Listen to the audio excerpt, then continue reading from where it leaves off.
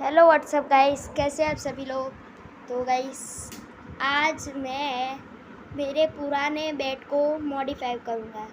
तो मैंने उस बैट को पहले पॉलिश मार दी है, फिर बाद में मैंने एसजी के स्टिकर बनाकर घर पे लगा दिए हैं। तो मैं वो आपको बताता हूँ स्टिकर्स। तो गाइस इस तरीके के मेरे एसजी के स्टिकर से इस बैट को ग्रिप भी चढ़ानी है।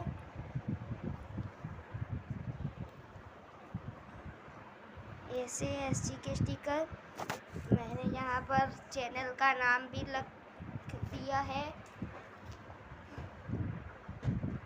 ऐसा था मेरा बैट का स्टिकर।